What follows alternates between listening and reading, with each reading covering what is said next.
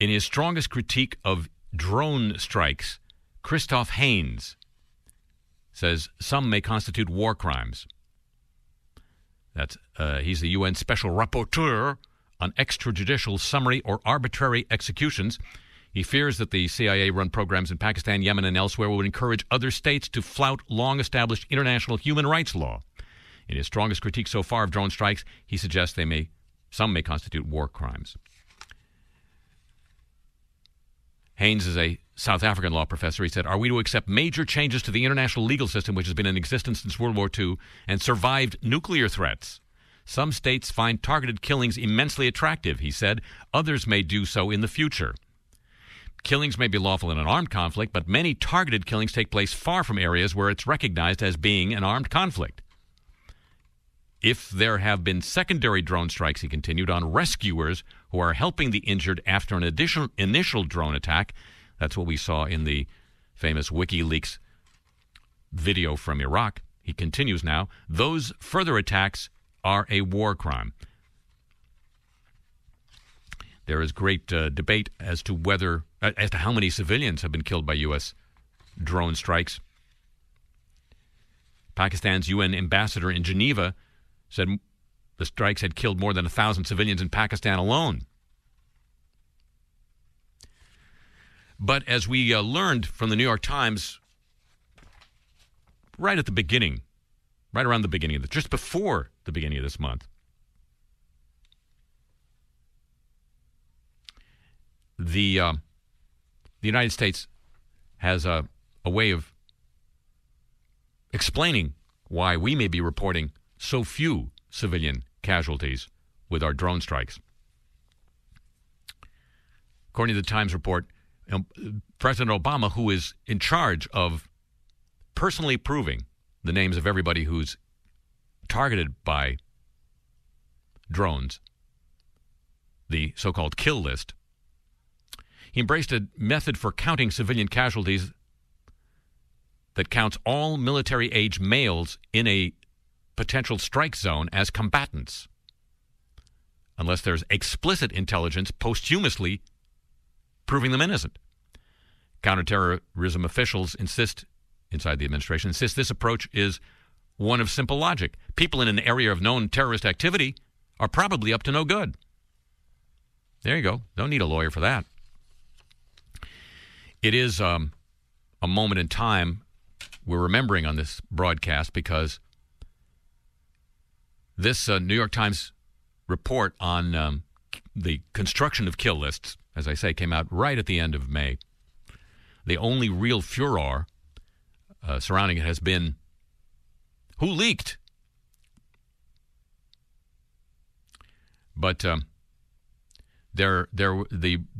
story in the Times does report, and it details how President Obama goes about making the selection of the targets. He's presented with so-called baseball cards with, pictures and background on all the potential targets. In the wake of the death of the propagandist for al-Qaeda, an American named Awlaki, some administration officials, including the Attorney General, argued that the Justice Department should make public its legal memo justifying these targeted killings without the quaintness of due process. Obama had, in 2009, released Bush administration legal opinions on an interrogation. But this time he chose to keep the Awlaki opinion secret. "Once it's your pop stand, you look at things a little differently," said the CIA's former general counsel. Michael Hayden, former CIA director, now an advisor to Mitt Romney,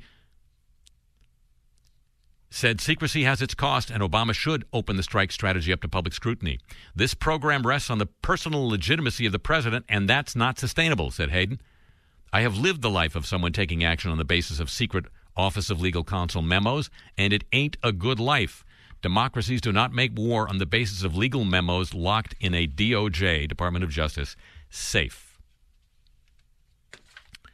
The nutty thing, the reason I'm focusing on this moment in time, is not only did that New York Times story appear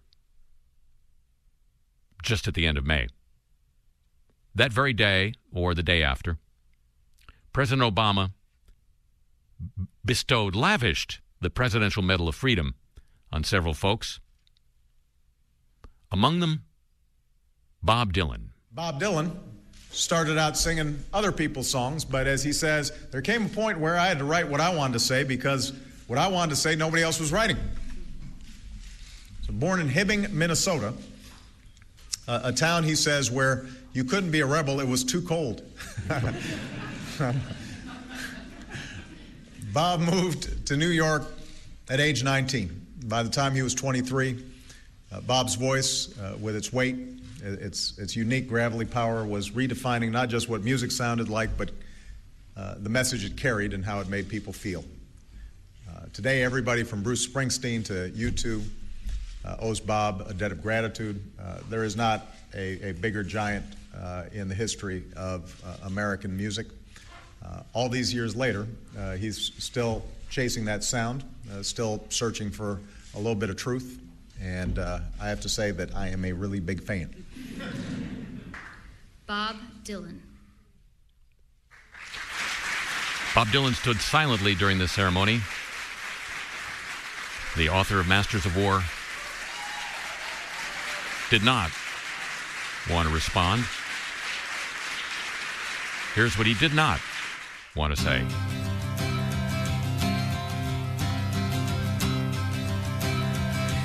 Oh, you listers of kill, you think you're so smart. You list with your head, you kill with your heart.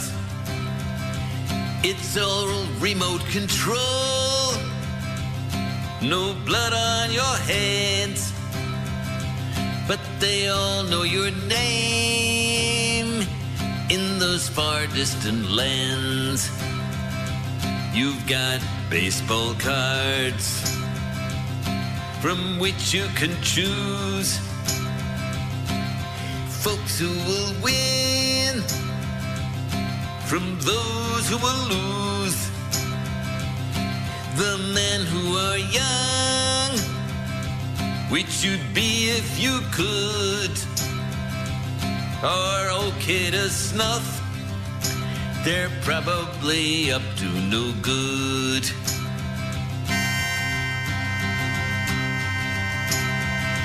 Oh, your planes are all drones, no pilots at risk, nobody to question, nobody to frisk.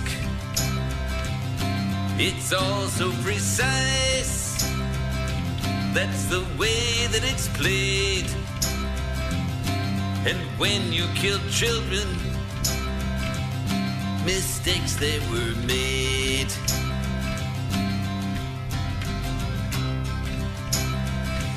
Now you're drawing the bullseyes in a war without end.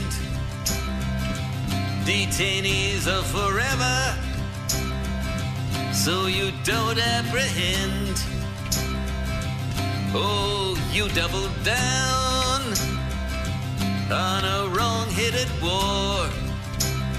We thought we voted for less, but you gave us more.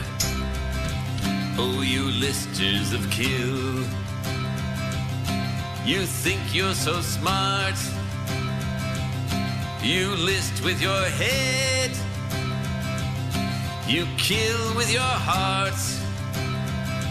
It's all remote control, no blood on your hands, but they all know our names in those far distant lands.